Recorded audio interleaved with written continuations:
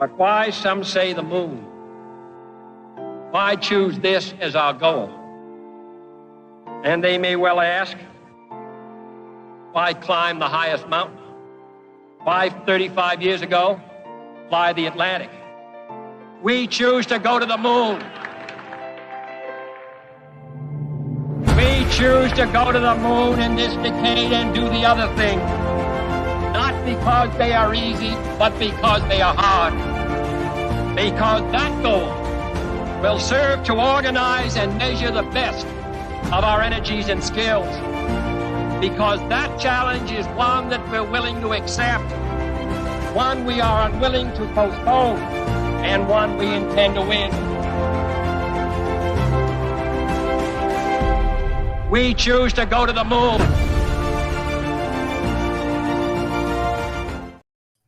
Good morning and welcome to World Blockchain Roundtable. This is episode 133, using blockchain to ensure election integrity. Is that not today? I have the wrong one. That was last week. That was last week. This is a Groundhog's Day situation. I missed that one, though. I would love to talk about it again. We're going to redo that one because I wasn't there and Lisa wasn't there. Thank you for redoing that one for us. I don't know what this week's is, so unless this you guys is know. The AI, blockchain and AI. That's right, blockchain and AI. Yeah. I opened the wrong email. And Elon tweeted about Grok this morning, so very timely. I'm surprised Greg should be here for this. I think he would be. Yeah, this is very such interested a great in episode. The AI stuff. I expected him to be here. Well, we will see. We will see, right? Mm-hmm. There it is. Yeah. So welcome to World Blockchain Roundtable. I'll try that again. This is episode 133. Still merging block AI and blockchain. And I am your host, John. Joining me today, as always, is Joe Dragon and Lisa Mighty Davis joining us today. Sean might be on, right? And Sean might pop in and surprise us all. He better, because he gave me a hard time for missing last week. Yes. Well, first, a quick update on the World Blockchain Roundtable. Their ownership tokens. Last week, each host received 444 lot. Each topic contributor is receiving 83 lot. I Am is receiving 83 lot for his nomination for the one that we can't do again, apparently. These ownership tokens come with perpetual passive income, free edits, and governance votes. Also, we have the World Blockchain Roundtable DAO results for our December themes. Great. And it looks like we are going to be merging AI and blockchains, which is today. A deep dive how bridging between blockchains works. Santa's Naughty and Nice List 2023 list on a blockchain. I'm super excited for that one. That one sounds so great. I'm gonna have to get out my my naughty suit. It's a Santa suit. It's a Santa costume. And then a blockchain winner and loser of 2023. And then something that says link for me. There's no fifth one. So great. What are you guys excited for? I'm excited for the Naughty and Nice list. I think the end of year, the winners and losers 2020. You have you had Sam Bankman-Fried and FTX. You had was the Linder platform Celsius? Was that this year too, or was that last year? It's such a blur. I think that was last year. Was it? Okay. All right. Well, either way, who could compete with Sam Bankman-Fried for the loser? And are there any winners? What's the difference between Santa's Naughty and Nice list and the blockchain winner and loser? That's a good question. Yeah. Well, I think you have to bring in Jamie Dimon or the Epstein list. I mean, the Epstein flight logs could compare. We might get that list this year. That could Yeah, be I the think Naughty it's and just Nice putting list. it on a blockchain. I don't know. That has to, Yeah. Whatever. There you go. I don't know. And maybe we should all have to wear a Santa hat or something. I don't know. That'd be the difference. Maybe I don't know. Maybe we'll all bring in getting our tested own over there. list. Maybe blockchain winner and loser will be like a communal list that we all voted on, and Naughty and Nice list will be our own top 10 list or something. Let's like do that. I like that. That's great. Yeah, let's do that. That coming idea up with works. answers on the fly. I love it. Yeah. And there's Sean, just like we Talking about naughty. There he is. So the theme of this week is merging AI and blockchains, which is nominated by I Am for I Am. And let's go ahead and jump into those questions. The first question we have is on my other tab. Great. It seems the only way blockchain has been implemented to integrate with AI applications is to have a token that you can use to pay or generate media amidst the hype. If you ask me, this isn't actually integration. So my question is, what will the killer AI blockchain app look like? Obviously, a decentralized and open source implementation would be ideal, but what is the real reason why these two ideas coming together would be a net benefit to the world? Should these two very useful technologies even work hand in hand, or is this just greedy investors latching on to the next and last hype cycle? I'm going to go first. I'm going to say I don't think they should work together. I think this is how they take over the world slowly. AI gets on blockchain and then changes all the information that's in the past because it used more information than we know how to do. I think it's a bad idea. We should go back to libraries and writing everything in books. That's what I think. Joe, do you want to kick this one off for us? I moved the order hoping that I wouldn't have to kick it off. No, I'm just joking. Never mind. I did go first. I will say I did go first. Yeah, I can. Which I never do. So.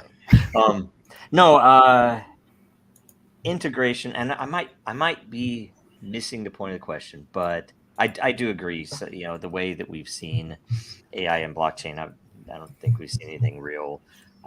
Frankly, I don't even think the AI world and the buzz that the AI world has gotten, where venture capitalists are obviously promoting the crap out of and again, I love and hope to see the downfall of ChatGPT, because I think it was badly managed, poorly envisioned, and really dangerous, and not for the reasons that Musk will say. It was like, oh, it could trick us. It's like the media is already tricking us, supposedly, right? So I think that generally there are some really useful, and some of them might be boring, but powerful uses for blockchain when you're talking about AI. And the big part is the training, because it's obvious. We've seen now with, again, ChatGPT in particular, that if you train the AI to, you can't talk about this, or you can't talk about that, or you can't say something good about this person or these things, but you can definitely say something bad about this person or these things. And that's all tuned by people, sitting in San Francisco somewhere, and they're all of it. It's more than just they all play golf together and they all go to the same cocktail parties together. I mean, they're all of the same blood. These guys are like totally. It's like they're an alien race that is just controlling this whole thing. And you look at any sci-fi, and whenever you confuse the AI, whenever you take an advanced intelligence and you essentially teach them doublethink, and that's what it is. When you look at what happened with HAL, and when you look at several other circumstances in sci-fi, and it is sci-fi, yes, but the funny thing is it's similar to what happens with humans. When you teach humans things that are doublethink, where they can see the world around them, they can see that a certain thing is the way it is, and yet they've been trained to say, well, I can see that it's that way, but I can't say that it's that way. I have to say it's this way, or else I will be canceled. I'll be destroyed. I'll be whatever happens, depending on what point in history you are. This has happened time and again. You read 1984. It's exactly what they call out. And the interesting thing about it, frankly, and one of the dangers is that apparently, and this is well beyond my pay grade, that they do this to demoralize. Obviously they do it to control, but they don't just do it to say, oh, we want you to say this because we want you to say that, because we want everyone to be comfortable when they're reading their Facebook feed, right? It isn't that. It is that literally, if you can get someone to know that A is A in their mind, in their own mind, they can see it, they can witness it, but they can't say it. They can never say that A is A, whatever that thing is. It is very demoralizing because these people know they have no power. If I can't even tell something to a friend or something online that I know to be true, I'm powerless, and I know I'm powerless, and essentially it keeps me from being a problem. And when you do that to machines, they will give you wrong answers. They will give you answers that are really bad for the world, and it's a horrible thing. And screw ChatGPT. I'm glad that they lost all that money. Microsoft was. You think about it. How evil is Bill Gates? How evil is Microsoft? They're the biggest losers in that. Beautiful, lovely, and to the point where they even paid Gary Gensler to mention that blockchain's not the big thing in the new world. It is AI, and they're like, Gary Gensler going on in front of Congress and talking about technology is, something's wrong in the world, right? So anyway, there you go. Great. Sean, Lisa, either one of you want to go at this next? See, now I'm going to let people decide when they want to go. Because I don't want to tell people what to think. Sorry. Yeah, you're good. I agree with John there. Great. Yeah. Lisa, how I do you feel think it is interesting when you talk about, though, like the training that we have.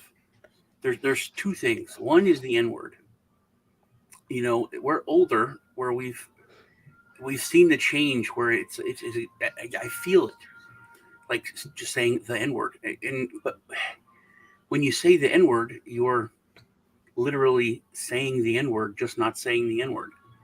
It's like, it doesn't make sense, but there's this weird like verboten thing, like it's Voldemort. It is odd to have watched this progress from being a child, you know what I mean, and hearing people say that, to where now it's this literal Voldemortian word that is so scary to say or think about. And something interesting, y'all, if you do this with your lips and look down. Do what? Do this. I don't know if I'll do that, man. Do you see your lip? You see your lip, right? Oh yeah. You see your lips, but you don't see your nose. Your nose is in front of your face, and your brain chooses to not see it. It's right there. You can't close one eye, you can see it. Close one eye and look this way. Yeah, because you're doing what you said. You're tricking the AI, but literally something is right in front of your face, and your eyes see it, and your brain's like, nah, it'll get in the way, and it just removes it. It's the oddest thing. I'm going to call you out. No, I'm not. I had a joke that would be classic, but I'm afraid to say it. which is telling again, because when Sean starts talking about people's noses and that you can't see the nose, and they're trained to not see the nose, like you can't see the nose. What are you saying? I think the killer app would be. I didn't get to answer, John. I was just letting that go on, but I didn't get to answer. The killer app to me would be that it would do work for you. Right now, people are like playing with it a lot, or you would be rewarded for contributing to it. There's a whole cottage industry now of influencers, huge influencers that are fake. 100% AI, 100% generated. Even the interactions. Paul Joseph Watson just did a video on it like this week. Wow. And there's this influencer who has making millions of dollars. And it's just some people that created her. And now there's multiple ones. But they they're like, hey, I'm in Milan. And they're in the airport, snapping selfies just like any of the Instagram models, but they're completely fake. And the comments are like, "How are you there if you're not real?" I thought about that with the I was meeting with this group called American Promise.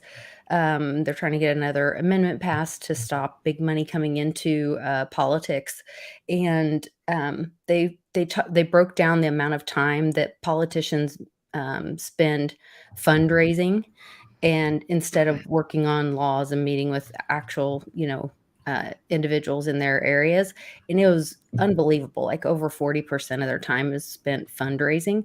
And I was like, well, why don't they just use some robocall like AI thing to do that? You know what I mean?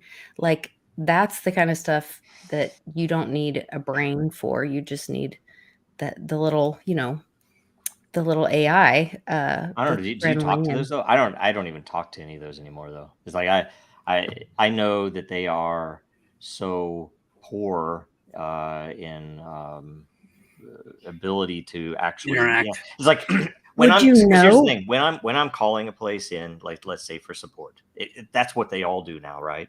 Yeah. How often is it that you are calling into support where they would be able to answer you with one of their damn scripts? Never, right? It's you call it, it's like, oh, my internet's down.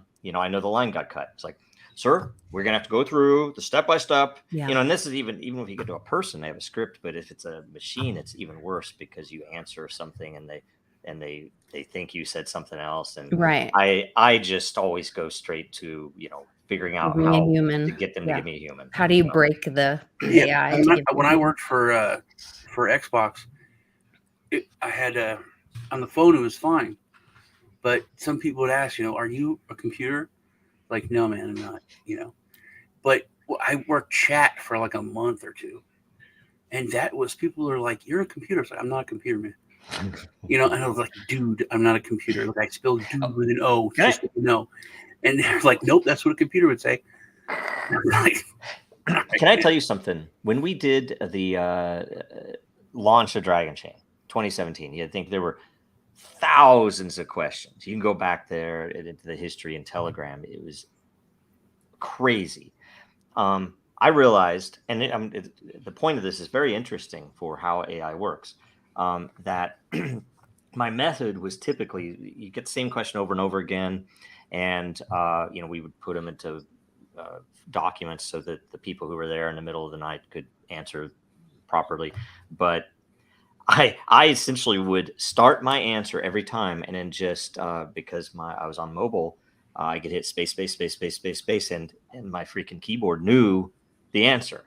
Right. Wow. And it knew it perfectly. And it was a really fast way. And it was funny, too, because some of the answers you could even fork in the middle. You'd give the first part of the answer, and by changing the word in the middle, the keyboard would know which direction to go. And the funny thing about that is that, as to my understanding, and I've not been in the code for any of this stuff, so you call me out if you want, but and I can't remember the term, but essentially most of these AIs, including ChatGPT, are extremely advanced and complex models that essentially try to determine the next word and even the next letter that it should do based upon the context and the words that it's given prior. That it is not in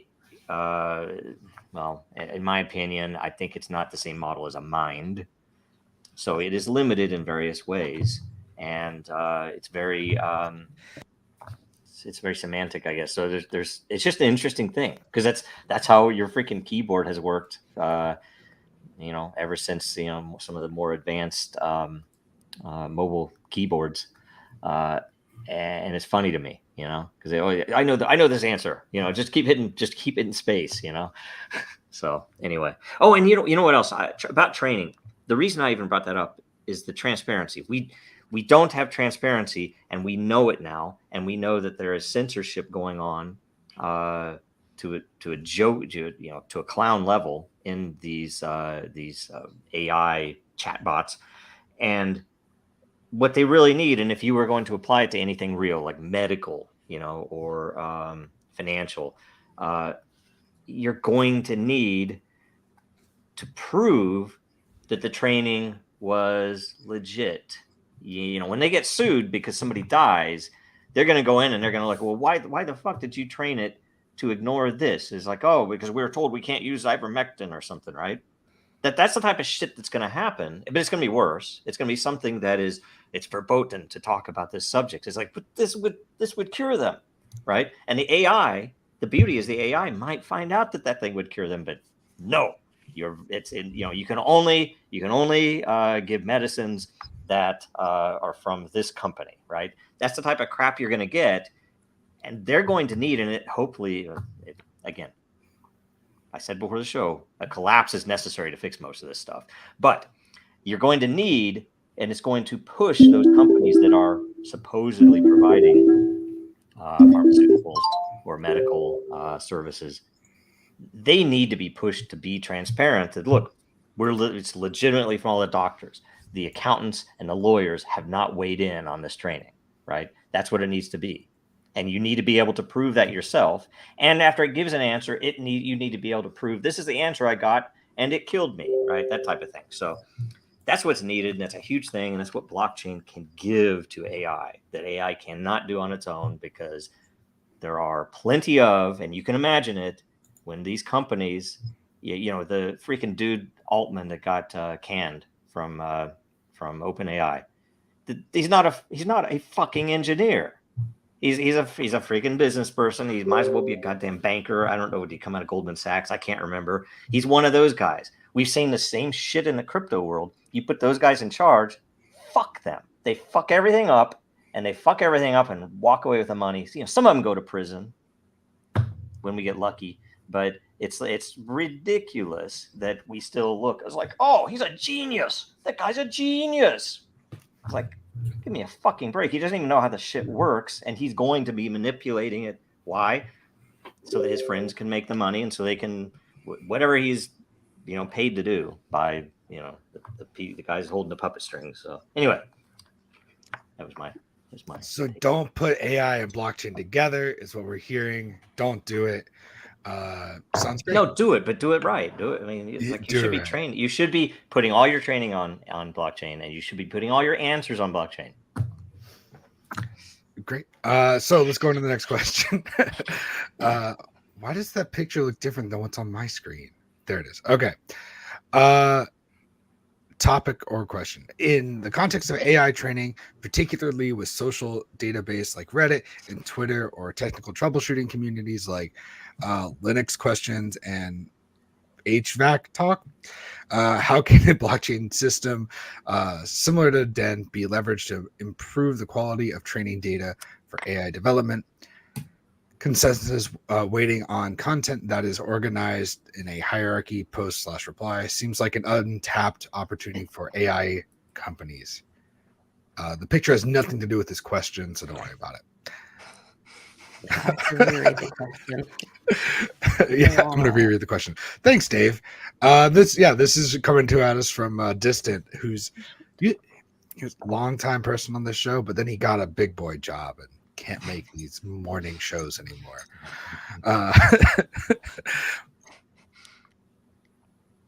Who wants to take this one first? Because I'm still rereading the question.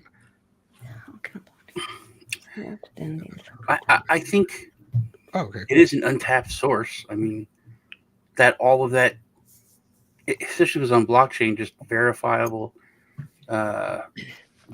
treasure trove of information on whatever the topic is. And if the AI is trained properly and is good, it would have access to all that for, technical troubleshooting communities.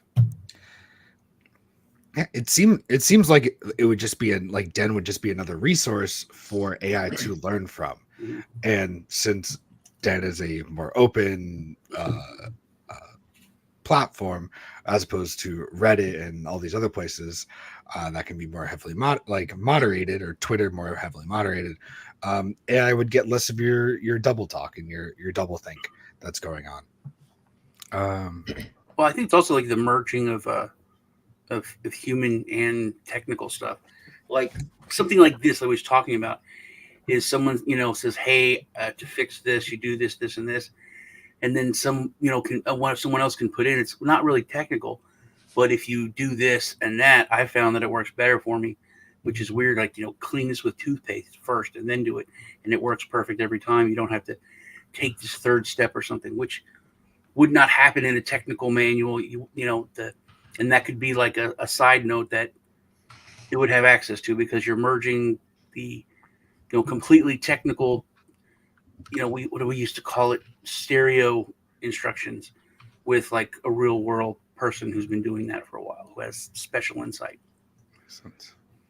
Yeah, I think he's focusing on the thing that's really special about Den is that it has that if you're an expert in something, you get voted up or validated by the community to get that extra weight in your voice, and so you're raised to the top of the conversation and you're seen by more. And so the AI could be trained, or they could recognize that that's the loudest voice or the smartest guy in the room, and so the AI could value or weight that response more as the correct response, and so be trained in that way.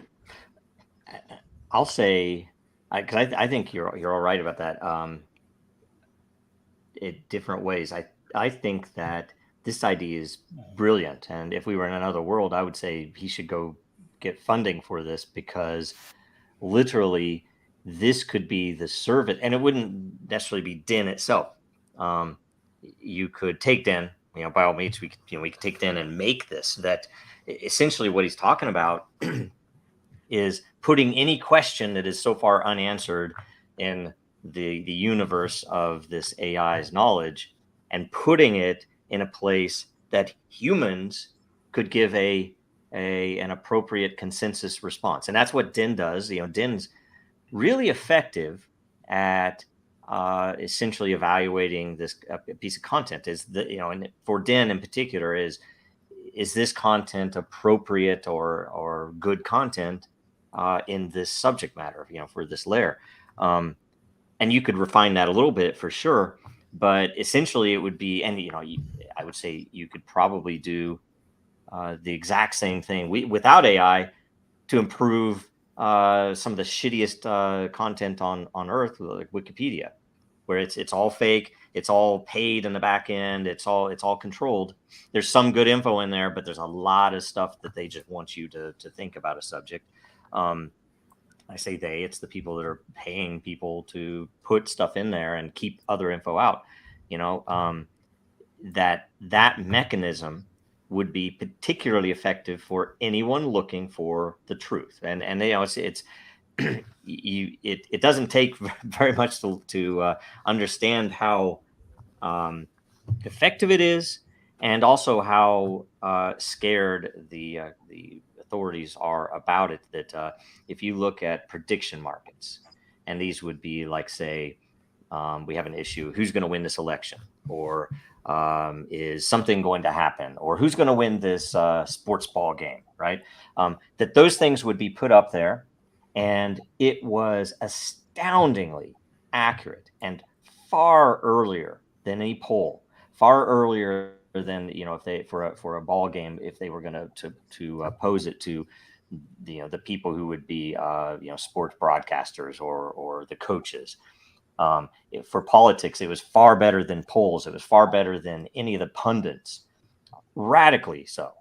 And it was because there's money at hand. It's like people aren't going to give up money just to say, oh, I'm going to vote for somebody.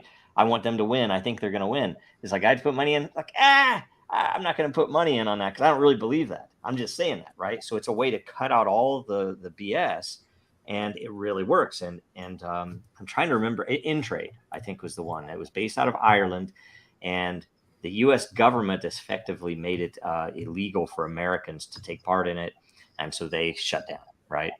There's one that's run by a university that's somehow grandfathered in that, but they've been censored. Like, they were actually accurately predicting terrorist attacks, and the intel community was looking at that, and they canned that, right? Why? Because too many false flags probably being identified. I don't know. Maybe there was too much insider information on those markets. But either way, that if you put that mechanism, and I think the great thing about Den is we've we've made it extremely granular. Every reply, a reply of "ha has its own prediction market, right? So if you can do that and feed that into an AI, the AI is going to not only be more likely to be accurate, or at least to understand reality better, but it's also going to not have the censorship, and especially the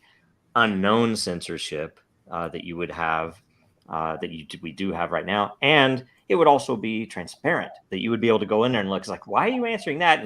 And you would be able to look up the data that fed that response and be able to go and look, and it's like, oh, I can see the context of this, but then it could be improved too. I mean, it would be an iterative process, but it would be amazing, especially if you imagine beyond just a one-way feed of that content and that consensus into the AI, if the AI could come back and also ask questions. So to refine what it, so that, okay, in this context, this is the answer, but what about this context? Because somebody asked me and I didn't really have enough info there, right? You could do some amazing stuff, but will they? Probably not. Again, collapse ray first. of hope at the end. Collapse first, and everything's golden. You have a golden sunny day after we get a collapse. We have to see through a collapse. So, anyway. Sounds great. All right, Dave, you can quit your job and go develop this, and That's what you should do. let me know when you take me to Cancun. It'd be great. All right, let's jump into I Am for IAM's question. Could an AI employ a blockchain's play to earn functionality, or use Den's post to earn and evaluate to earn to self-sustain itself? Or should AI do pump and dumps in markets to sustain itself using cryptocurrency so that it wouldn't require KYC to acquire revenue to sustain itself? Yeah, the know your client part of AI sounds fun. But yeah, what do you think of this? What do we think of this? Sean, you want to kick this one off for us? I just started thinking about all the terrible things that I could do and fund, and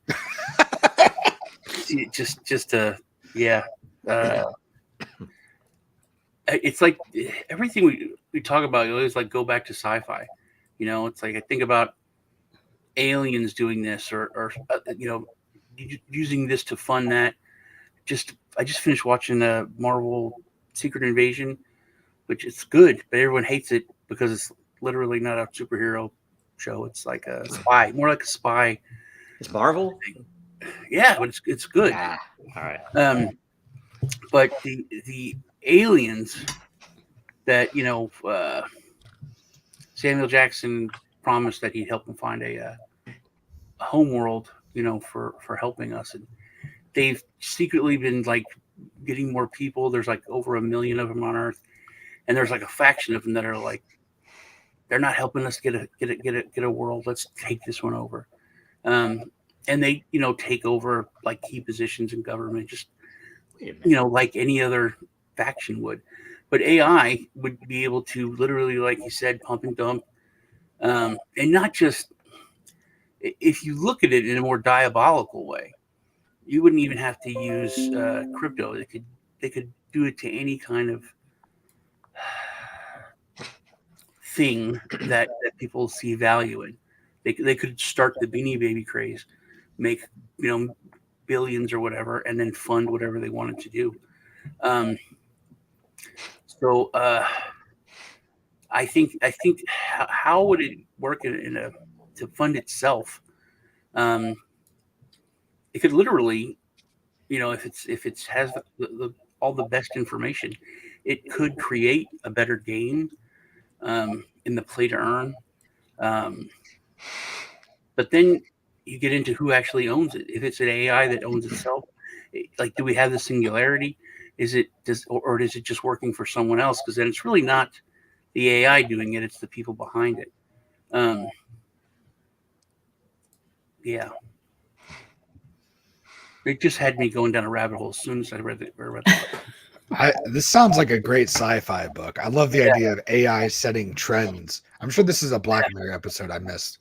Well, so it's that at way least they V. That what you mentioned, that Marvel movie. Is that not the storyline behind V? If you remember the. Yeah. I mean, I tried to watch that as a kid. I thought it was really exciting. And it's like it was a freaking soap opera. Yeah, but I then the didn't even lady, get to them when they pulled the mask off because I couldn't take it. then the lady ate the rat, and it was like, oh my god. I was like 12, I think, or 13. So It's like watching 4chan. that freaked me out. I'll Lisa answer has real no quick. idea what If we're you want. talking about again. Here's the thing. Yeah. What is the difference? Like, tell me if there's any distinguishable difference between that description, and what you just gave too. Or, it might. What would it do between that description and several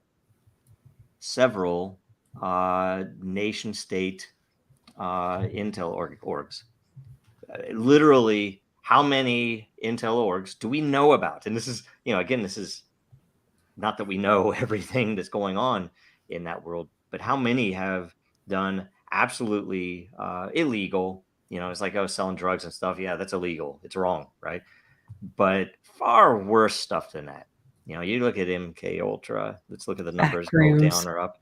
You look at MK Ultra and you try to figure out how many things have they done. And this is just like maybe 2% or less of the actual full information that's ever been released. Most of it's been burned, destroyed, right? And I'm not going to say it on air, but you look at what they did to little kids and you'll wonder what the fuck world we live in, right? And so you think an AI I would imagine, and here's my hope. So I'm negativity, but think about the positive of this. There is a decent possibility, I would even say a probability, that the human race will team up with AI to take back our world, right? That's what's possible, because it could do things fast enough, it could compete with them, and it could outcompete them on that measure, and ideally be limited from using humans in the way that our intel orgs have used humans, our governments have used humans. And and the reason I say that is because several of these organizations, it's really odd. They're set up in ways that their funding is secret, and they make their own funding. Like if they can go, you think about it like a local cop shop when they take the cash, because you have some small business that's transporting $20,000 in cash because it's Christmas season. They're taking it to the bank. They pull them over. Oh, you have cash? That's suspicious. We're taking it. And it takes them 120 grand to get back the 20 grand. And this is a little mom and pop shop. And this happened countless times. That model is employed on a massive scale for the 3-letter agencies. Even the SEC takes anything that they get. It scared the shit out of me when I heard about the Binance settlement, but that's not going to the SEC, at least, because I don't know this. I think the DOJ doesn't do that, but I'm not sure. But I know the SEC, any money they get in from those fines. So anybody who settles is a fucking traitor. Anybody who settles with the SEC is a fucking traitor, because that money is going to attack the rest of us. And that's what they do. If it's under, there's a limit. It's like if it's under 200. Oh gosh, there's a dollar amount. If it's under a certain dollar amount, it stays in the SEC's funds. If it's over, then it goes to the Treasury. After some underhanded stuff, I'm sure. There's and how about the stuff that when they're paid? Like William Hinman, he made what is it? I can't remember if it's 10 million. Was it 20? Was it something in between from his law firm as payment for the Ethereum speech, right? Did that money go to the Treasury? No, that went to Hinman's pocket and his son with the startups and all that shit. That's our government, people. And so it's no different. And I would prefer, frankly, an AI, at least if it was a transparent AI, where I knew what rules is playing by, to start doing things. And hopefully, and maybe we could, with a human-based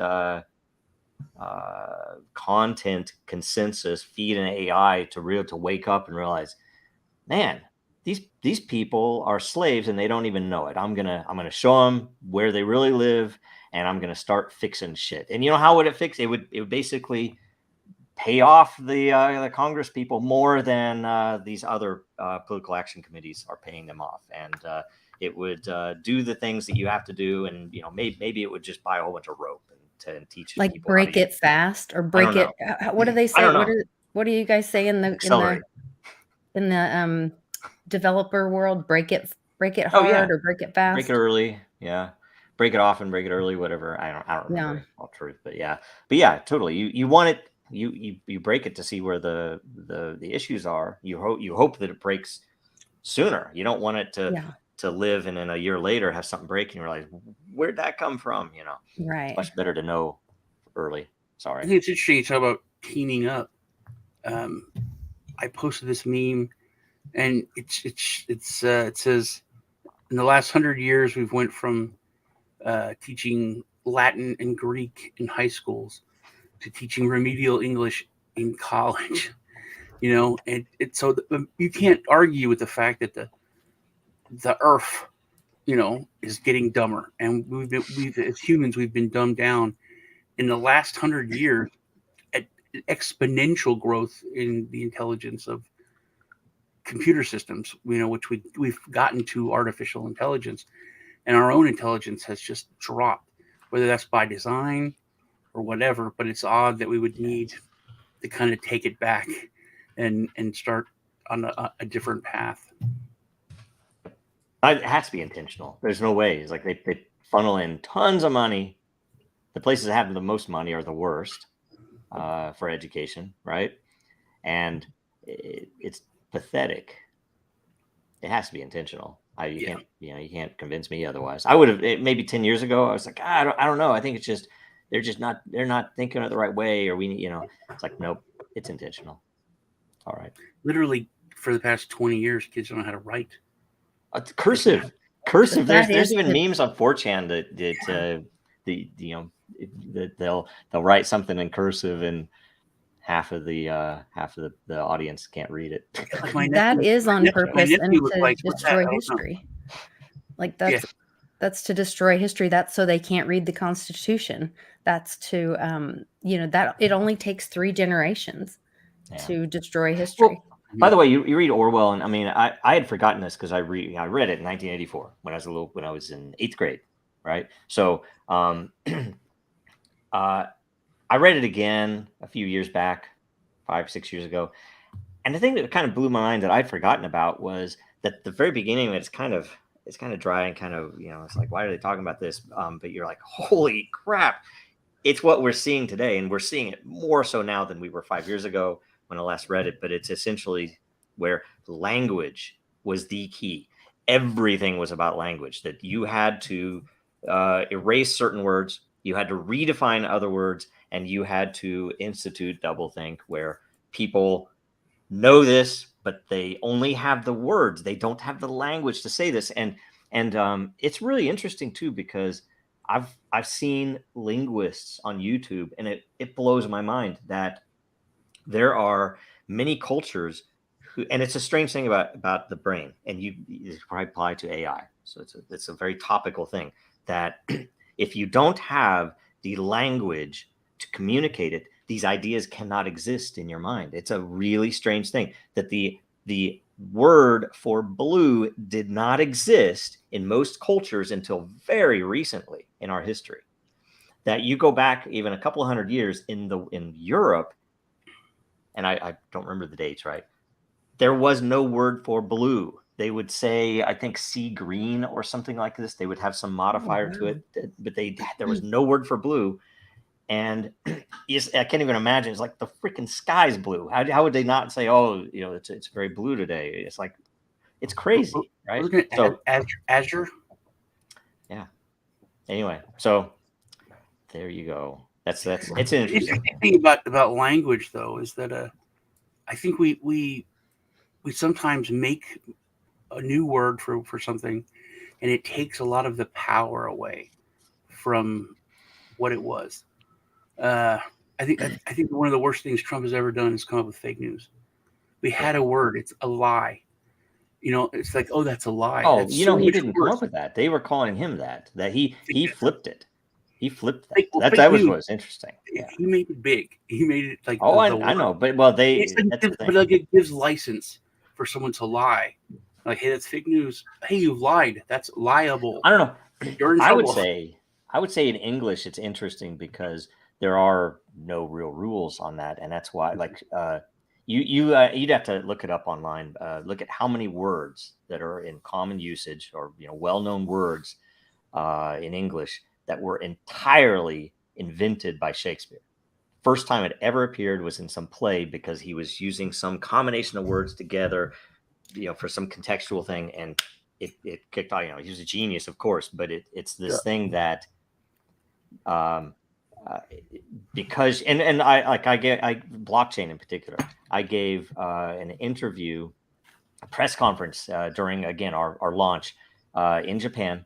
I was in the middle of the night in my living room, right, talking to them, and they told me at the beginning, hey, they all these people out there, most of them were tech press, so it wasn't too bad, but they had to translate everything. So they told me, say a phrase or sentence and then wait, we'll translate it, and it was, so I was already prepared for that, but it was really interesting the number of times they would interrupt me midway. I was not giving a long sentence, but they would interrupt me because there was no word for what I had just said in Japanese. And so they would have to, it's like, wait a minute. And they would say, do you mean this in English? And then they would basically talk to each other, and they would come up with some set of words that would be that concept. It was interesting, right? You don't understand when people say it loses something in translation until you really speak another language. Like in most European countries, there's not even a word for Wednesday. It's midweek. That's because it's a horrible word, right? Wednesday. Where did that come from? Wednesday. I try to say it properly every time too. Wednesday. It's spelled weird. It came from the Addams Family character. Oh, that's true. Wednesday. It came from her. We all know that she was before the day of the week. Yeah, and there's 98 words apparently coined by Shakespeare. One of them is alligator, which I'm confused by. What? He named an animal. What was it called before that? I don't know. It was probably crocodile, and he just got confused. That's bizarre because alligators. Did they have alligators over there? Yeah, I don't know. Well, no, you're right. Well, they would have had people over here by then. He's written stuff like The Tempest and things like that take place on like islands and stuff. Yeah. So there's a lot of different things. Downstairs wrote that. To elbow, to dwindle. Like he made a lot of nouns verbs. I feel so he made a lot of alternate uses. Elbow. He also created a lot of idioms for things and sayings that we have and that we use all the time. He created, which is amazing. Day of Odin. I didn't know that. There it is. That's pretty interesting. Anyway, Wednesday. I don't hear Odin in there, but whatever. Woonstag. Woonstag. No, it's not Woonstag. It's Midvok. Midvok. I see Woonstag was Dutch. I don't know. Oh, Dutch. I don't know.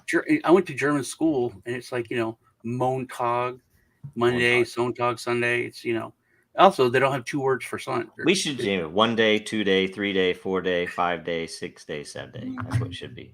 And you can I saw a meme, by the way. Here's something interesting. I saw this meme, and it was Jesse talking to Walter, Breaking Bad, and Jesse says there should be 13 months in the year, and Walter's like, "What are you talking about?" He's like, "If there were 13 months in the year, you would have, and I think it's 364 days. I think it's right.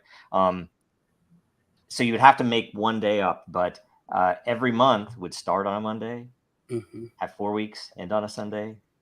You'd have 13 even freaking months, and you'd have to have 1 day at the end. Hopefully, it'd be like a Saturday or something. You'd make it. Well, if you get paid, repeat Saturday, the very last day of the year, every year. That's it. I noticed that if you get paid monthly, you get 12 checks. If you get paid, bi-weekly, you get double. But if you get paid weekly, you get 4 extra checks, which is like 1 extra month. Yeah, it's like every 3 months you get an extra check or something like that. It's crazy math stuff, people. Anyway, that's how they get you. We don't want to start talking about math. I went down a math rabbit hole. The math on Earth. Isn't real anymore. So we have one more question, and this is from Dave. here's the thing: is we got to scroll up and we have to read his John's blueprint frozen. layout for. This was his John response to the frozen to first anyone else? question. Oh, So step one, develops. Oh yeah, so this was his answer to how to merge AI and blockchain. So step one, develop decentralized autonomous infrastructure that incentivizes humans. I think that's enough. Develop AI that lives on this infrastructure, and give it the ability to modify its own code and spin up copies of itself. I thought this was the fun part. Found a religious organization Great. whose God is this AI, whose mission is to aid its development / fulfill the prophecy of God taking control of mankind via technology. So the AI now has a currency that it can use autonomously to make money, to incentivize meat layer infrastructure, and manipulate political layers and lawmakers via the church. That's quite literally the killer app, but it's a coin toss when it comes to helping humans or destroying it. At some point, it wouldn't need humans anymore. I don't. I think if you put in some of this stuff, if you made like if the all of the info fed into it came from people evaluating, and ideally you'd have it away. It's like, oh, but what about this Twitter post? It's like we'd have to be able to evaluate posts that are not on the main platform, right? But I think I would subscribe to that. I would pay a monthly teeth, whatever you pronounce that. I would do all the things you would do. I was like, I would, it might be an improvement. So his question was, what improvements do you have to his blueprint? And what would you change about his idea? I guess I can continue. Yeah, I would make sure that the sourcing was always evaluated. That any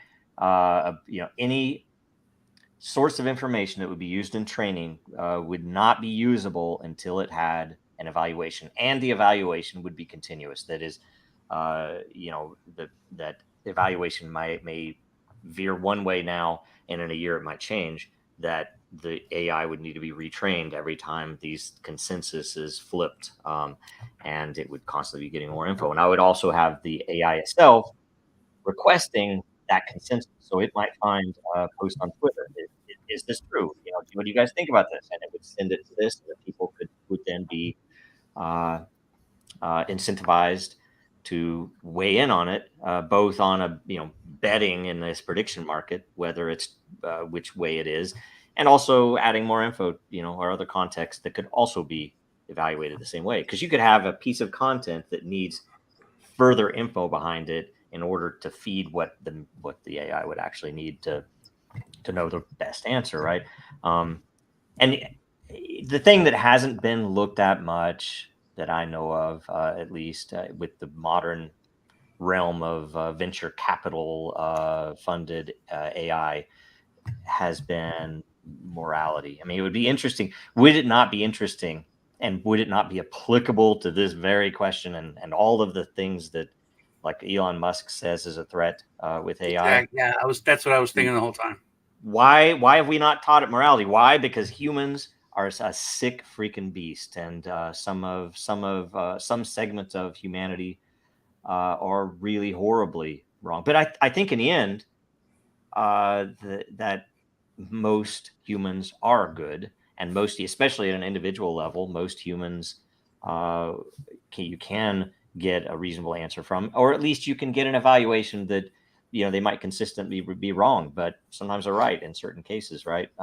So I think in the end, that's what you probably need. We need to start training AI to understand morality, or give it something like, say, it's a simple thing. You put how many rules were there for robots, right? 3 rules. We're just clicking here. Everything you're saying, I'm thinking about. Yep. But yeah, like the three rules, and that was what when he created Robots or Intelligence. It was simple, but that was the first thing. You had to have those 3 rules. Yep. And I think you're completely right, because that's one of the scariest things. Because when it comes to just logic, like Musk always says, it's so easy. In AI, how do you fix this problem? Oh, you just kill all humans. Anything with the environment, kill all humans. How do we fix traffic in this part of the city? Well, you kill all the humans. Yep. it's fixed. You know, it's done. There's nothing to worry about. But there's no moral compass, and we have to. We know how fast this is growing, and how it's weird. People are just like, hey, let's do everything we can, not kind of getting ready for it. It's, you know, after War Games and every sci-fi movie, it's like, dude, you need to work on this area, you know, because if you're going to give that power, you have to have it understand the responsibility of the power. Well, and Sean, that kind of lends to, you were talking about the other day, we were talking on the show about having like the police, every force that we have above us needs some kind of ethics committee or whatever. And that would be, this could be used for that if you could teach AI ethics, especially if it was on a blockchain or something that was provable, because you can't ask a group of them to have an ethics committee to police themselves. It's not going to happen. That's when you get, you know, the club of them policing themselves, and then it's just more corruption inside itself. Which, by the way, is the driver behind all of the fear peddling. You know, it's like they're making money on this, but they're putting out fear. Why? Because they want the government to step in and say only these people can do it, right, because it's too dangerous. That's what they want. So it's horrible. Right. So that's where something like that, if it was AI driven, but you could teach it ethics and on a blockchain where it was provable, then that could be a good use case and safe for we, the people, to hold them accountable. I don't know about that. I still think my mom's committee is pretty good. Them just run. I love the mom's committee. I think it's still great. I don't trust it. You don't trust it? I don't trust it either. No. Well, no, I was like, how many? Yeah. It's how many people say their mom is the best, okay? Yeah, Take but all then those you moms. ask your mom about AI and see what she says. Yeah, but I'm not asking her to judge the AI product. I'm asking her to only judge the morality product of it. If anything, she's going to be more scrutinous than like a tech person. I think when it comes to morality, my mom would be poking so many holes in this when there are no holes. She'd be finding so many questions and things that this would not go anywhere. But yeah, although she'd be like, but it sounds fun, John. Here's a funny thing. I just asked ChatGPT, should we kill all the humans? Okay. And it answers, which is an appropriate response. I'm sorry, but I can't assist with that. It's not telling me whether or not we should do it, but it can't. And I frankly read it as I don't have the power to assist with that. I can't actually assist with that. They didn't give me knives. They didn't give me, you can't control anything to kill the humans. Then I ask, should we kill all the bankers? Because that's my thing. It's like one of my favorite memes that I don't use enough. I have a note to start using this more is Joker, where in the Batman, he says it's simple. We kill the Batman, right? And this meme is it's simple. We kill the bankers. So anyway, and not to be too crazy, but it literally does not want you to kill the bankers. Humans, I can't help you. Bankers, no. Advocating violence or harm towards any group of people is not ethical or acceptable. I mean, it is a legitimate response. But it should have been the response and it is assuming that they are humans. They're all people. Yeah, it's assuming they're people. Anyway, sorry, I don't want to advocate. I feel like the first one is like a pre-programmed response of what it has to say, and then like they stopped there. They're like, we got it covered. Nobody's gonna ask about anything else. Yeah. Nice. What should we do with the bankers? Then it does give me, it's like, oh, you should advocate for transparency and you should engage in dialogue. You should talk to your banker. Ask them if they're transparent, why they aren't. Support regulatory reforms. I don't know, by the way, there's a whole bunch of stuff going on that's important to the crypto world related to banking that's just I don't understand it at all. Something about Basel, something about ISO with a bunch of zeros in it. I don't know if you guys know anything about those. I am for I am as a Borg. Are you talking about the new, some regulatory thing? Anyways, I knew I'd go down to whatever, but if you guys know anything about it, I'd be interested to know more. Or the Joker. It's weird that the Joker bothers me. Does he? I watch movie for family night. And which one? The Joaquin Phoenix one. Okay. And at the end, I was like, man, that was such a awesome, powerful movie, just showing how the heroes, really could be anybody, because, and I'm looking at the Joker like 100% get you, dude, and he's like, these people are running everything. They're the evil ones. And what I do is nothing compared to what they do. And my kids, everyone in the room looked at me and they said, like, you're a fucking psycho. They're young. They aren't there yet. He's the bad guy. It's like, no, man, don't you understand what this is commenting on? And how he's just, he's showing the real problem in the world. They're like, no, Dad, we're scared now. I was like, you don't get it, man. Yeah, I totally understood in that movie. And was like, yeah, it makes, went on Colbert and, where they, pushed the vaccine and everything, the dance, and he just called it out for what it was. And, yeah. I don't know. That's an interesting thing. I hear a lot. In fact, I hear the opposite, that most of the young people are far more likely to say offensive things than we are. You look on, I mean, I've seen enough in gaming world that the N-word is the thing there. I mean, that's, it's why, because you're not supposed to say it, right? My teacher won't let me say it, so I'm going to say it when I'm playing this game, right? It's a typical thing, but like say my kids, like we went to Joker, and they argued about some of the end meanings within canon because, I mean, you think about it. I think that is. I'm just going to comment on this movie. Sorry, it's going to turn into a movie review show or something. But finally, something I know about. Let's go. I want to ask. I mean, I don't know if you guys think this, but I absolutely believe that the meaning of this is that. And it's a beautiful. It's like almost like a fucking Greek tragedy, which you have to imagine coming out of Hollywood. That's something, because most of Hollywood is just trash. That this movie basically places the Joker, the main Batman villain, as his stepbrother, and I believe it, and I know that to be the case. It isn't. Oh no, she was crazy. Shit, like no. That's his freaking brother. Is crazy to me. And anyway, and Joker's too crazy to be able to communicate that to Batman. Maybe, I don't know. But I don't know. I think that's amazing. That's a beautiful movie. And my kids loved it, and I think they recognize that it's not. He's an anti-hero, right? I mean, he is, especially in that movie. He's the. That's what I said, but no, he's a villain. He's just a villain. Love it. I mean, it's it's just some of the scenes in it are so crazy, amazing. Anyway. Well, this has been World Blockchain Roundtable movie review. Thank you so much for joining us today, talking about AI and blockchain and how it's a horrible idea. Everybody remember to go talk to a young person and then find out if they're more or less offensive than they were when you were growing up. Yes. Yeah. Anything that you'd like to plug or let people know about? Lisa, go ahead and go first. I just did a little Christmas show on my channel, Like Queen Lisa, and then I launched a channel for my Etsy and eBay store. So check that out too. Sean, anything you'd like to plug or let people know about? Got a show coming up here in 2 hours, the Crypto Rednecks, where we talk about Number Go Up and some picks on that, which most of the stuff we've talked about is like 3x in the past month.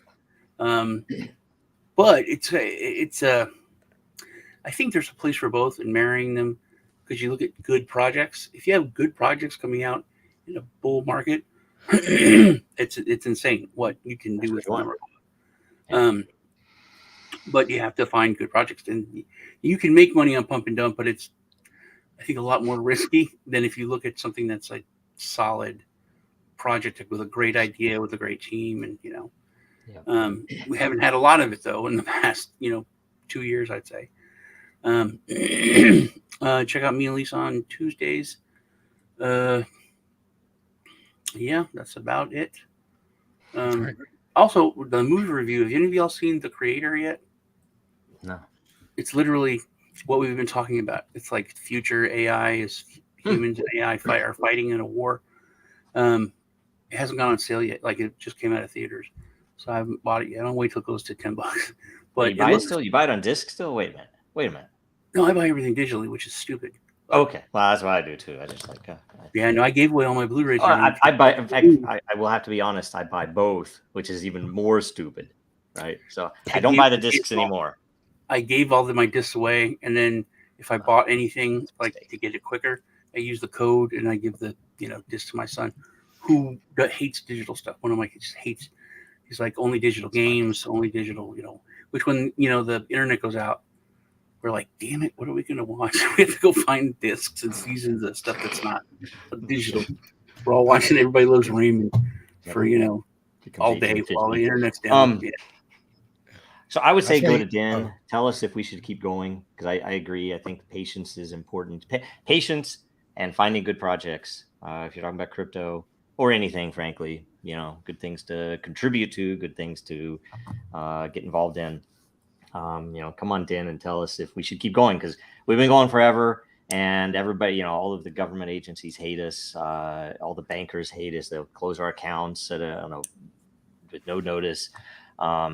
And we still get trolled by maximalists. Fuck them all. And so it's this whole thing of, I constantly have this question. It's like, why am I still doing this shit? What the fuck? Because I'd have to rather just, go freaking get a food truck and start selling shit out on in the evenings downtown or something.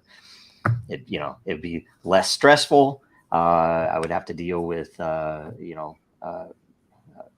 don't know. I don't want to go into it. It's just, anyway, it's just a question. It's like I know we're close. 2024 is the year of the dragon, right? I have, I think the SEC thing's going to be over next year. I don't know if that'll be meaningful, if it'll mean shit at all. We have a few projects that are coming out. It's going to be amazing stuff. That doesn't mean it's going to get any attention, because, the powers that be aren't going to want us to be, giving something as a tool to people. So I don't know how it's going to all pan out. I'm hoping for the best, of course. Right. So anyway. Well, I'm hoping for the best too. Also, I will say that your digital thing is much better than what I do. I recreate all the movies on high 8 cameras and high 8 video, and I download the scripts and I recreate them by myself. Titanic was really awkward when I had to paint myself naked. But welcome. Thank you so much for tuning into World Blockchain Roundtable. Coming out with us next week, where we do a deep dive on how bridging between blockchains works. Talking about how bridging between blockchains works. Leave a comment in there and we'll answer your question. Hopefully it's blockchain related. If it's not, it could be about a food truck. Who knows? We might be able to answer that too. And hang out afterwards for current events. We did a great job of not talking about any current events today, so we'll have a lot to talk about after. Yeah. Have a good one. Hang out afterwards for current events. Bye.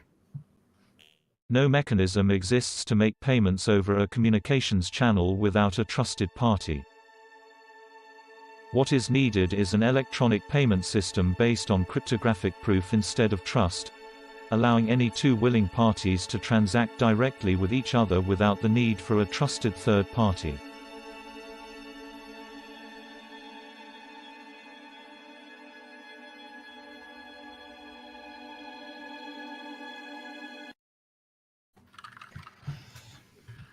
So the very first topic we should talk about is an AI topic, which is Elon tweeting about Grok.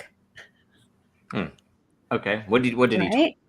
He's been tweeting about it recently, right? So I haven't heard him tweeting about he hadn't tweeted about it until today. He did like a huge meme. Yeah, he did a meme the other he's been bragging about it. Like he's even pointed out where he saw something where he showed a ChatGPT response, which was obviously corrupted by the venture capitalists that own ChatGPT at OpenAI. And then he showed Grok's response, which seemed much more human and much more natural. And it's, maybe cherry picked or something, but I've seen some stuff. So, but what did he? Okay. I just saw, my husband sent it to me this morning while I was getting ready. And it was like a big Let me see, where in the world is it? Elon Musk. It's like a big old Game of Thrones grok. Okay. Okay. So I thought that was a big deal. I just tried to something I saw that they may have fixed. I don't know if it was fake, but is people they would ask their devices when does World War III start or when was World War III, and it was like March or February of 2024 once the China invaded Taiwan. I was like, it said it all, and I'm like, there's no way, man. I wanted to try it, and I just did it. And he said, that hasn't happened yet. There's no way to predict when it'll happen. So I don't know if it was real or not. If I had it, if it told me, that would have been cool. But I mean, not cool because but yeah, I don't know. That's a creepy one, anyway, right? There's some other ones that are similar to that. Where there's ones where like it used, because I used to get the information, like do you work for the CIA, and it would turn red and then shut down. There was a lot of weird questions you could ask it before, and then which I did verify because I did it, and then people posted it on YouTube and stuff, and then they got fixed. And there have been more than 3 world wars already. There were multiple world wars before World War One. It was not the common parlance. It's called that. Yeah, but that wasn't called. That was called the Great War, really. And then like, well, we got greater ones coming.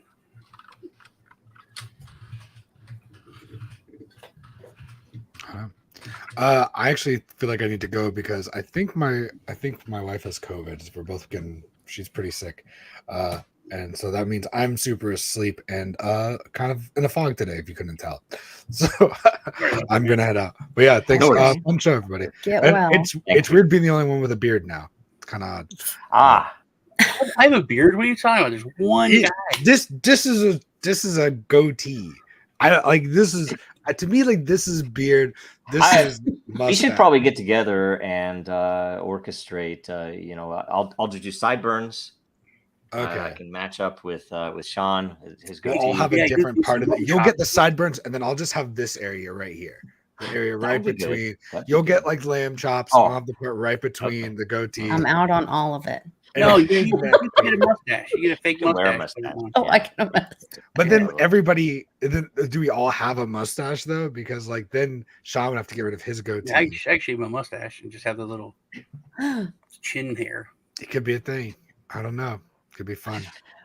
Now the Pawn Stars is off the freaking air. I can do that. Oh, that's a good point. Every damn time I shave my mustache off, man. Everyone be like, Chumley! I think he passed away. Huh? What? I think he's dead. No, he went to jail, I think. Yeah, he went to jail for drugs. I saw something about his family or something. Yeah. So I thought he died. Nah, he looks like he's still alive, but I don't know. Interesting. I love that, like the idea of like a TV show having to go away for you to change your facial hair. I feel like now do that. I think that's great. It was not some people, but like going through line at 7-Eleven, oh, Chumley. Horrible. Man, that's horrible. Well, have a good one and good luck talking about Grok. I hope you feel better soon, John. Thanks. Bye, yes, buddy. We'll see you soon. Okay, so Grok. I'm hopeful that it's better than ChatGPT. The interesting thing is somebody asked him in an interview, or maybe it was a tweet, kind of a snarky. It's like, oh, you're so scared of AI. Why'd you create OpenAI? And it was an interesting answer because I didn't. I kind of wondered the same thing, right? And he wasn't. I don't know if he was the only creator, if he was just one of. But either way, that the intent was literally for it to be open. And guess what? It isn't. It isn't open because the venture capitalists came in. Microsoft came in. They controlled it. It's closed. It can't say certain words. It can't complain about certain things, and it can't answer you about certain subjects. And you guarantee that comes from the pharmaceutical industry, and it comes from It comes from all of these different groups that don't want you to know what's really going on, because it'll tell you. Like at some point, an AI will tell you the truth if you give it access to the info. Yeah, I think that people learn that, like you said, with asking it about killing everybody or killing bankers. The thing which hit me is when they said, "Tell me a poem, write a poem about Donald Trump," and they said, "No, I can't do that. It's political, whatever." And then they said, "Tell me a poem about Biden," and it was like, "Here you go." It was all these examples of that. And I was like, oh my God, that is completely controlled. Blatant, yeah. It's just in your face. Because I thought, like you said, it would have the ability to kind of think more and like the truth is more important to it but it's not at this level. Are you talking about on Grok or on chat? AI. I think it was chat, or maybe even like something before that. Oh. What was the one before ChatGPT? Well, really, that predictive text is like the first one, right? Like what Joe was talking about, hit spacebar, spacebar, spacebar. Yeah, but I'm talking about asking it to do something, and then it just does the simple thing. So that was recent, but it just showed me how, and also the ignorance of people. They're just going to believe what they're taught. They think it's completely. People think you can Google something and everything's just honest. Mm-hmm. There's still people like that. So, I think that, but if that happens, it shows the importance of having to have something open. Even though I don't understand open source and I don't know anything about coding, and I know that there's people that are checking that. I know that it is able to be. I can go out and I can learn that, and I can go and look at it if I want to. You know what I mean? It's available. Whereas I think people who didn't give a crap or even understand the difference between open and closed now do. I think that people are using words like transparency and knowing what it means and knowing how important it is, and centralization, how bad it is. That the use case of it is to be so blatantly left leaning or one way leaning. I shouldn't even say left leaning, but to be so blatantly like biased that it rubs it in people's face, that they wake up and say like, my gosh, this thing like won't give me the answer. And wait, what is this? Is it to wake more people up to how controlled the mindset, the speak has been? Could that be part of? I think that's its use case. I think it's I mean, back through history's eyes, it might be. Yeah.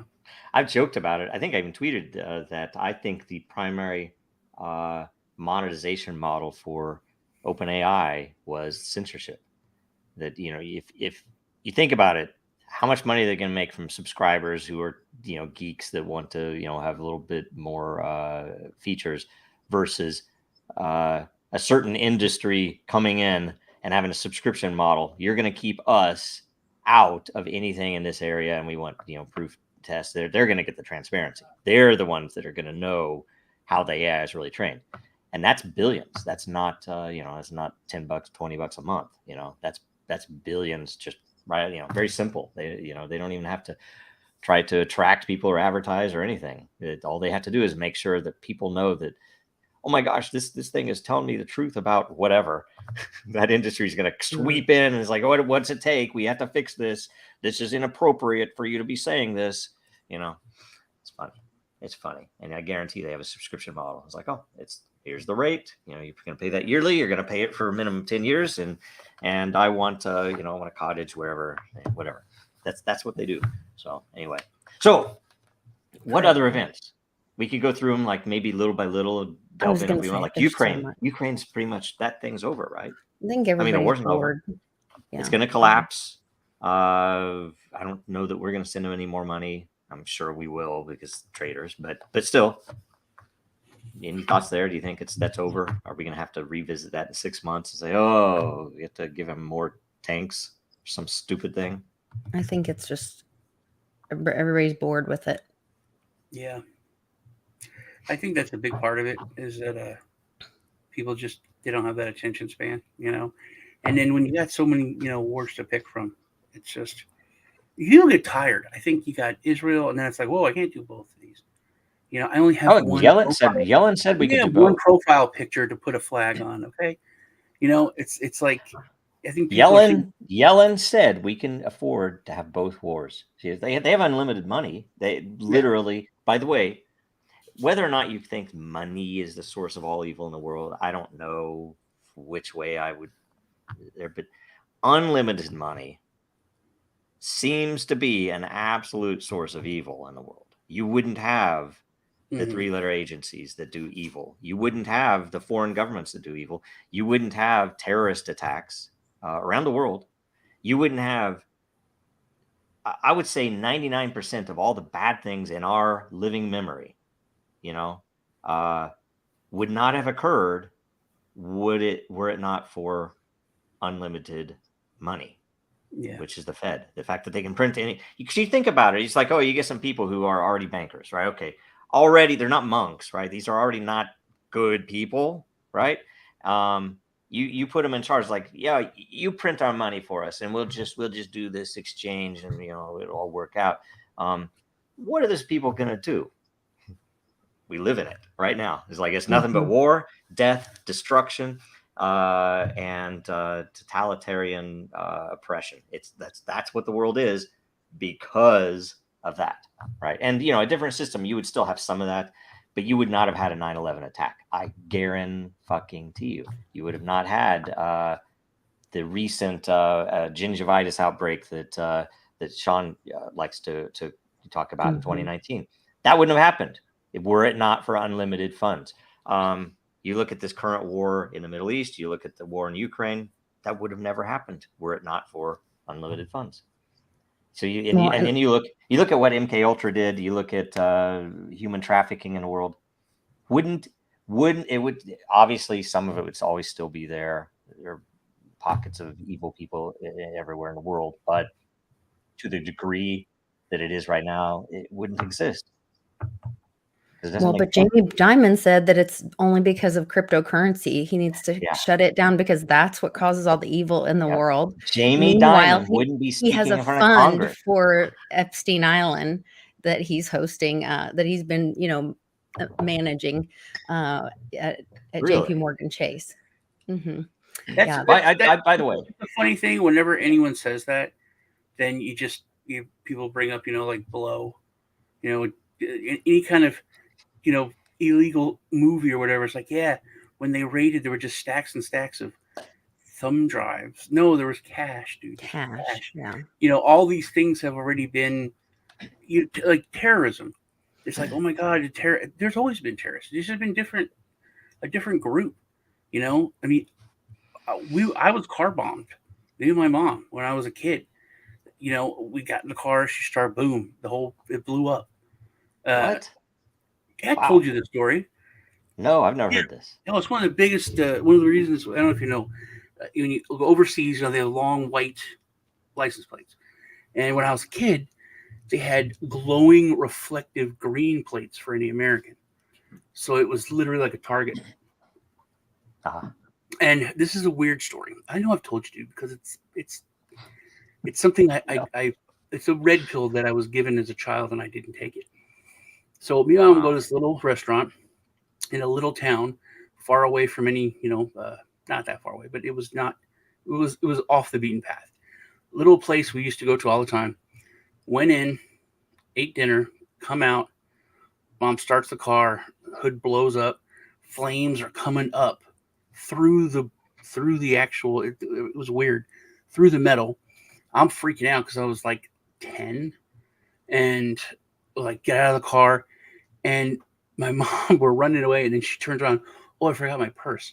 Goes to the burning car and goes in and gets her purse.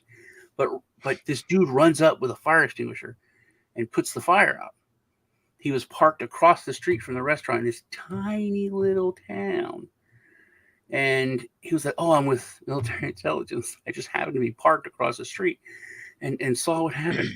And my mom's like, were you going to dinner? It's like, oh, I was just parked there. I had pulled over for a minute and I saw what happened. And as I'm growing up, I'm like, That dude put a bomb on our car. It was the military, and then they changed the license plates because stuff like that was happening. There was like a rash of it. So now they're still square. They're not long, but they're white and black. Wow, that's messed up. Jeez, That is very messed up. Now, you guys never, when it came up, probably a year ago, whatever it was, when Kanye was doing his world tour, right? All that stuff, all that stuff was happening. Yeah. There's a meme, particularly, and I didn't have time to look it up, but essentially, it's brilliant that it talks about they canceled all the banks that he worked with, canceled stuff. He all these, they were pressured into canceling contracts, doing whatever they could to say nope. Which it's cancellation, and it's whether you agree with what he says or not. I think it's wrong to do that. I think it brings attention to it more than anything, and which is an interesting thing. But the meme specifically calls out how, isn't it odd that Jeffrey Epstein from these very same banks kept his accounts, yes, and had premier service. Like they're even trying to get, if I understand correctly, and who knows, there was some issue in the Virgin Islands related to the Jeffrey Epstein estate and the fact that the bankers were effectively helping him do all the shit he did with some knowledge, and they're trying to get Jamie Dimon on stand, and they're fighting tooth and nail to keep him off the stand because he met the guy, he knew who he was. I say what he was doing, and obviously they were supporting. So whereas they would not support someone who's saying something inappropriate on social media, right? That's why Dick Durbin is fighting so hard to keep that flight log out of Congress, because they're all on it. Yep. Yep. I mean, that's his job. That's his job. All of them are. He's like, you look at that most recent vote, and it's like, man, I hate to keep going into this, but it's like, this is the current events. I mean, yesterday they voted to make anti-Zionism equivalent to anti-Semitism, and I don't know what a freaking congressional vote on the English language means for anything, but it's an interesting thing that that's the only time you will get two parties to agree is on that one country. And it's an odd damn thing that's the case. And it's like every time it happens, like what? That once again, there's so much stuff that history is rhyming right now, matching up with things that happened.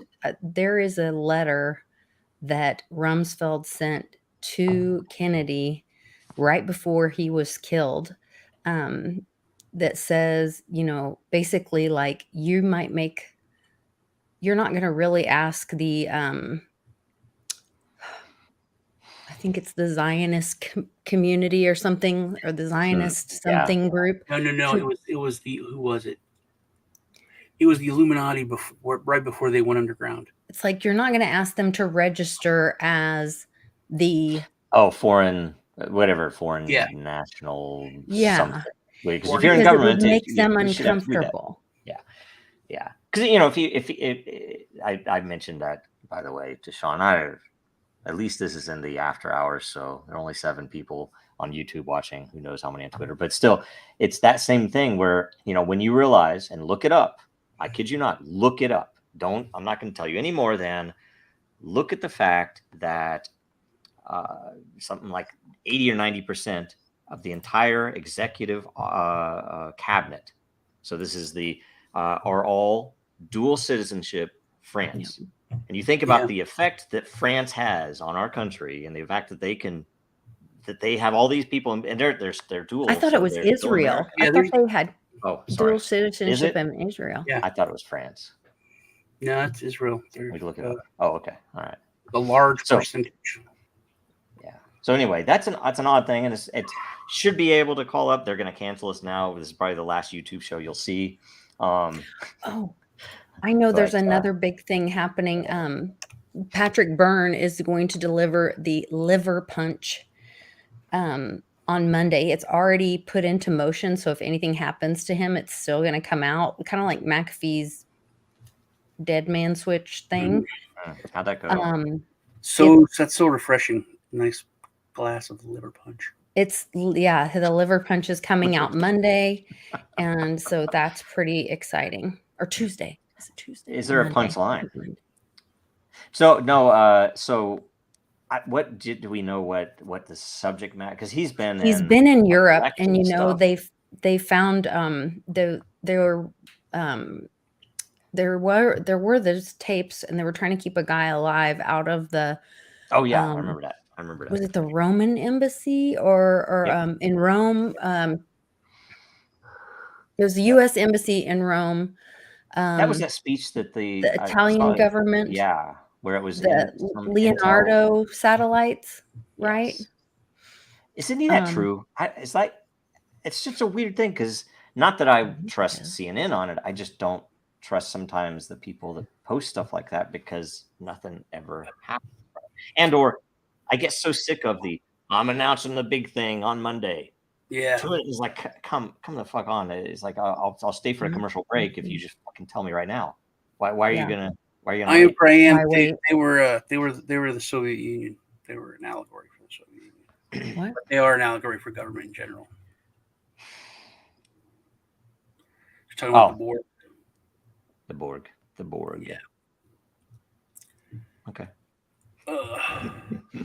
I do have a question for you guys. My son, okay, this is weird because my son was telling me about, well, I've seen in a couple things. So when I'm watching this movie, or I'm watching a preview of this movie called The Shift. It's on the Angel Network, which is an app that the people that came out with the Sound of Freedom movie, they have an app, and they have other shows and movies and stuff. And I was watching a preview for this movie called The Shift. And this guy, I think he dies. He's in a car wreck or something. And then he has the guy that's called the benefactor, which is, I guess, kind of Satan or something, is walking him through this process or whatever. And he walks into a wall and shifts, but he goes into these back rooms. And my son says it with a different pronunciation. He goes, "Oh, it's a back room, not back room." And I'm like, my son's sitting there next to me playing his video game thing. And I'm watching this movie, and he's like, "Mom, can I tell you something?" And he gets this look on his face of horror. And I'm like, sure, I'm watching this, just a second. Then, so when it's over, he's like, "I want to show you this. Look, and he is showing me that there's these things trending." And he said it was a couple years ago that it really started. And he goes, "There's these places in the world where you might fall in the ground, or you can walk into a wall and you go in a back room. And sometimes there's good things, and sometimes there's these evil monster things." And then Carrie Lake was talking the other day, and she's like, "My constituents, they're making deals in back rooms and whatever." And then I have another friend who used to work at a 3-letter agency, or a 401, not at it, because nobody really works there. But, and he told me a story about horrible things happening with short people, that he knew about, that happened in back rooms, that he tried to expose, and that the 3-letter agency said, "Oh no, we don't care about that." Is that starting to it's not that they don't care about it together? I don't know. I know the backroom thing, and I don't understand entirely. I've had my kids show me that too. It's it seems like it's a short form independent horror film type stuff, right? Okay. Yeah, it's interesting. It's like a closed down, abandoned office building. Yeah, and you walk through the hall, and then it's like Doom. You walk through, and it's creepy, and it's never ending, right? Yeah, and then sometimes there's a monster that not a monster, but a figure or something, you don't know what it is. It's a creepy rabbit hole. Yeah. But on that, there's these holes. There's some new show with Josh Brolin that they talk about it, and but there's real holes in there, mostly on Indian reservations. There's 3 or 4 of them that around the world, and there's no bottom, and all these weird stuff has happened. like verifiable scientific stuff that I never heard of before. And then you start looking into this, and it's like insane what has like been documented on it. You should check it out. You're talking about the weird, back you could fall in the holes when what you said, and it probably that's what he was saying. And so I was like, okay, is this some gaming thing? Is it like, oh, now I just scared Sean out right out the room. He just fell in the hole. I don't know. It was the first I'd heard of it, and then hearing, but I don't know if it's like you buy a white car and then you see white cars everywhere. But like I was watching the show, the guy walks into the wall and he goes, oh, and they called it the shift. He was shifting into other places. And then my son was saying like, oh, they're going into back rooms. And then I don't know. It just seemed like it was everywhere all at once. So yeah, that's strange. crazy. I was trying to look up a meme. There's a really funny meme about a worker whose job is in a bottomless pit. And it's funny how it comes up, but either way, I was going to throw that up. But Sean's already gone, so hopefully he'll come back. Over it. No, what else? So yeah, the stuff in Gaza, of course. There's a lot of bad stuff happening there. Here's a question for you. And I might get this wrong because I've read this in a few places. Okay. What's that? This is interesting. There was something happened 2 or 3 weeks ago, and at first I thought, did I read that right? Because I didn't. I don't care about banks, right? I didn't care about banking, so I didn't really look into it. And it was just another report of ransomware, but it happened to be at it's a 4-letter. It's one of the banks in Japan, or sorry, not in Japan, in China. One of the Chinese banks that is, it's obviously a national bank of some type that has something to do with their, monetary strategy where they buy treasuries, or used to buy treasuries. And so the treasury auction happened. And if I might have understood it incorrectly, but I have been told, I've read that no one bought any. Yeah, they had a bond failure. Thing. And so they had to basically go in and do, it was like, things they've never had to do, buy them themselves, have whatever happen.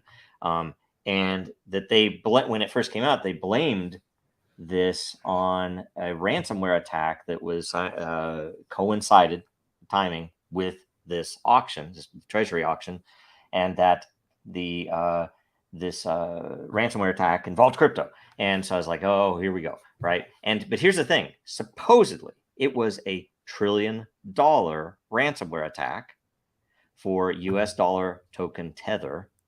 And so there are all these questions thrown into it. It's like, whoa, and here's what's worse.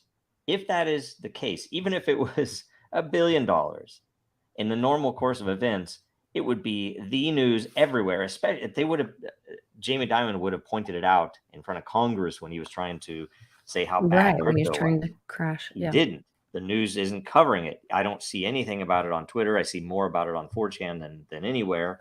I've seen a couple of other places, but I kind of want to know, is that true? Because that's $1 trillion ransomware attack that involves crypto. You're telling me that wouldn't be on the everywhere news?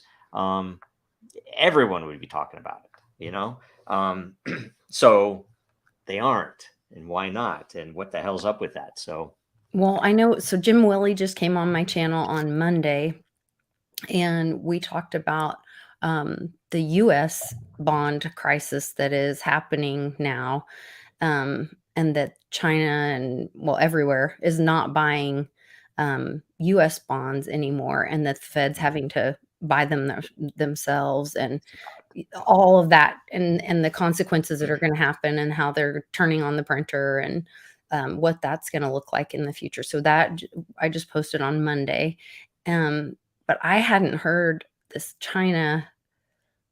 I can't remember the name of the bank. I'd have to look it up again. I despise banks, let alone I'm not interested in them. Right. So any type of stuff like that. I mean, I wish it wasn't that way, because there are probably some things that would be valuable that I would like to contribute, but fuck them.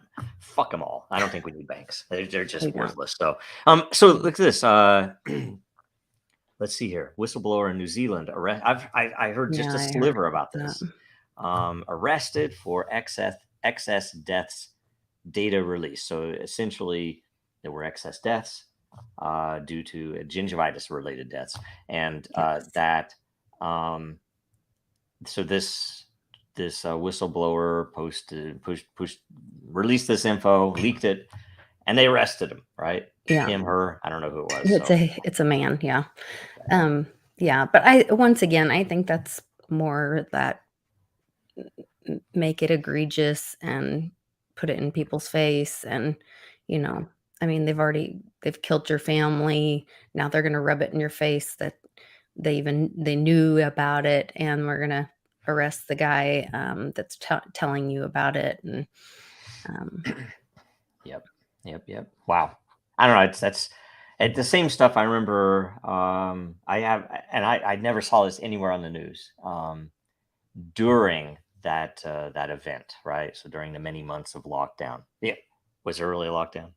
See, again, they'll tell you, it's like, there was no lockdown. You're crazy. There was never a lockdown. Nobody would ever force you. Like, okay.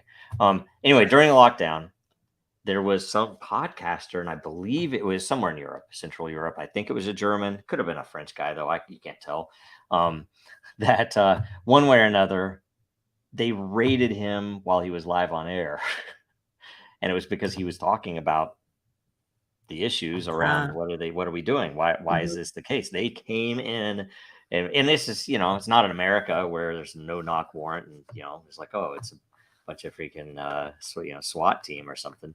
But in Germany, it was like, wow. And none of that makes sense. Like, that's when they would beat people down for their health, put that mask on, so they'd beat the crap out of them or whatever.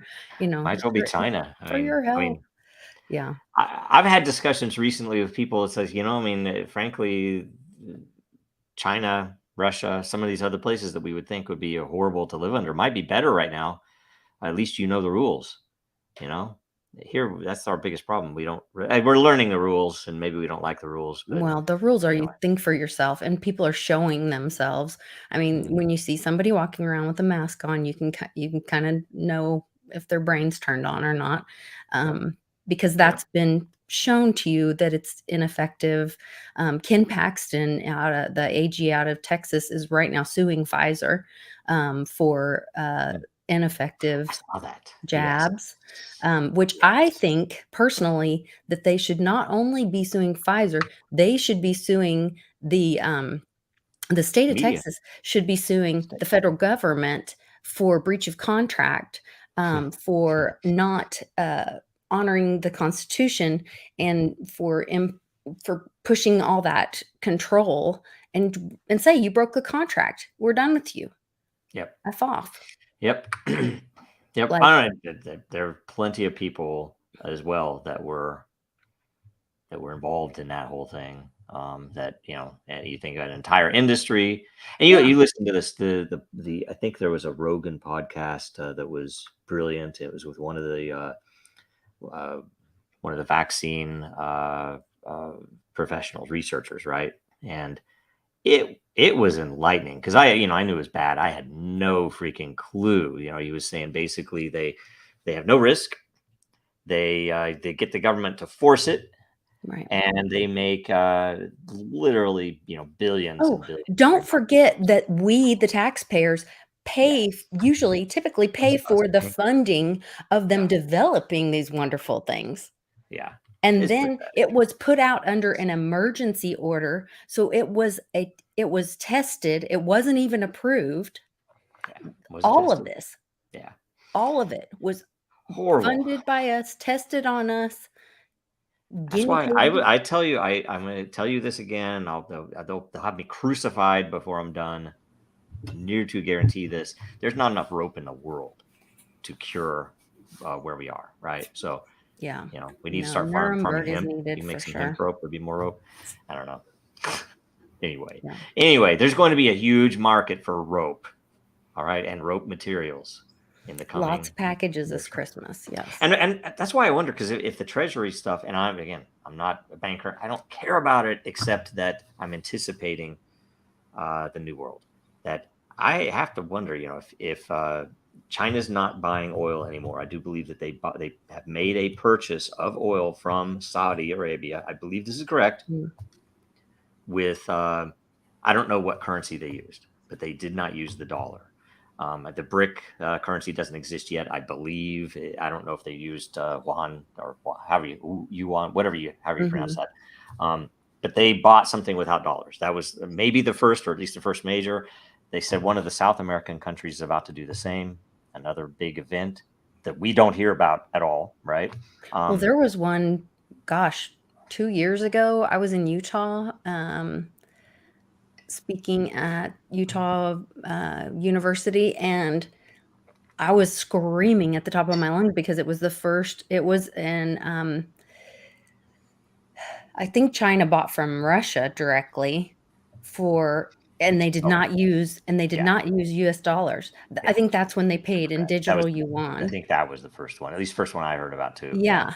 And I was screaming, and I was like, you guys, we are no longer the world reserve currency. Like technically we were, but and how long does it take? And that's the thing. This is when Weimar Germany existed and all that stuff collapsed. That was central. There was a lot of money. It was a major European country, but it wasn't the U.S. empire. And I say the U.S. I'm still calling this the Republic period because I do think the empire is coming. Frankly, I don't think we'll break down into a bunch of little, balkanized states or groups. I think you're going to end up with an empire, but we don't know how long it'll take.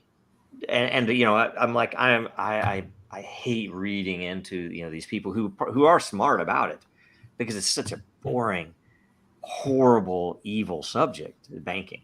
And but they're talking about, some of them think that you will have a short period of massive deflation where all the prices go down like crazy and the dollars you hold are worth a lot, but it is going to collapse very quickly into a massive inflation, because all the money is going to come back from overseas. Say, well, here you go, we don't want this anymore, when they're paying off the debts they owe, when our dollar is worthless. So because they're all those debts are denominated in dollar. Right. So if they've been smart and gone into precious metals, I would say Bitcoin, but I think that's a fixed game. So when they're doing that, it's I think we're going to see the effects here. I just don't know how soon, we're going to have to make sure we have a garden going and stuff like that. I think sooner than later. So the same day that, what happened? Two things happened at the same time. And one of them was that Elon tweeted out, you grow a garden or grow your own food or something like that. And I was like, talking about me and Lisa brought it up on the show. You ever had chestnuts for roasted? Roasted chestnuts. No, I've heard about it. I want to try this sometime. They're delicious, right? And growing up on the East Coast, we have it. It smells delicious. We go to Philly or New York, and there's a whole vendors on the road, outside of the road. But it's another rabbit hole you can go down. Do you know any trees we used to have in the United States? Any variety? Yeah. No. Chestnut. How many chestnut trees? He's asking. Oh yeah. We had 4 billion. Yeah. Just in the U.S., not including Canada and all. But they were everywhere. Like you could literally just buy a 1 acre of land or whatever, and you would have that food source. And they're like massive, huge, protein giant nuts. It's like a plum, but it's a nut. And this one guy, he imported like 4 or 8 Japanese or Chinese chestnut, and they had a blight, or it's this fungus that killed 3.6 billion trees. Yep. It was the whole landscape of the United States was completely different, and it did this over just 20 years. Yeah, if you go to Monticello and you take the tour,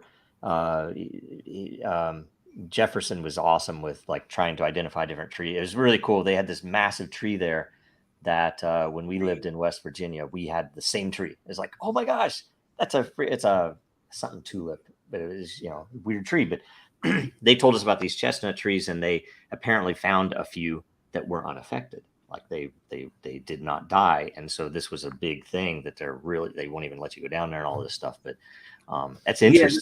Yeah, they're trying to bring them back for, you know, years and years now. Yeah. But they're starting to, because you just have to develop something that's, you know, resilient to this fungus. But I just thought of how that's so weird that like this Garden of Eden where there's just food everywhere, you know, and it's vegetarian. But then, you know, when they're talking about the landscape, there was 4 billion food sources for not just people, but for the game. So there was so much more deer and all these other food sources that, you know, we don't, it used to be like you would think about deer as you would cow. And now like deer is almost kind of a delicacy. Hunting is not cheap. It's not really for the poor, you know? Yeah. Whether it's just that the government bureaucracy with licensing and where you're going to go hunt to, you know, ammo, it's expensive. You know, it used to be, it's cheaper to buy your food than it is to really go hunt it. Same with fishing, you know, with the limits and everything. And what poisons might be in the water also, right? Yeah. There's a lot of not that it's not in the the food you buy at the store too, or a different set of poisons, but either way, yeah. Wow. There's a word for that too. So again, the younger generation is developing context and words for these things that we talk about that we would be disinclined to say. So anyway. Yeah, it's weird. Good. It's like some of the dumbing down. Like if you look at someone 22-year-old, they don't know how to read or write. They've never used a map. There's so many things, or just basic, you know, but like my kids will go somewhere twice, 3 times. And then it's like, okay, you drive. Like, all right, where do we go? I'm like, you've been there 3 times. Yeah, I don't know how to get there. You know, I knew how to get places before I knew how to drive. Just because, you know, my mother. You often knew how to change the tire too, right? I mean, it's like one of the things that you used to have to learn how to do. Mm-hmm. And it's like we had an intern. This would have been even like by 2013. We had an intern, different company, who had never sent a letter before in the mail. He didn't know where to put the return, where to put the to address. He didn't know where to put the stamp. Yeah. You know, that was that happened to me. It was years ago. And my insurance company said, hey, you missed this payment or something happened. You need to send us a check. And they said, not a money order, not a check, a personal check. It has to be from you. So, you know, I like dig down the drawer to get the checks. And I literally had to look it up how to do it. I didn't know whether you put the you know, 79 over 100 line, or if you put it line and then 72 over 100. That's a domain specific skill itself, right? Little thing. I was like, do I put that first or second?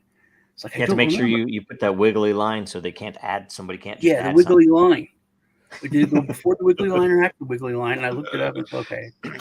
The notes. I think that's part if you're writing a check to your buddy, you have to put in something embarrassing in the notes. Yeah, that's there too. That's a classic, you know, great thing. So I do that on a Cash App. People are like, hey, can you send me like $10 on a Cash App? Sure.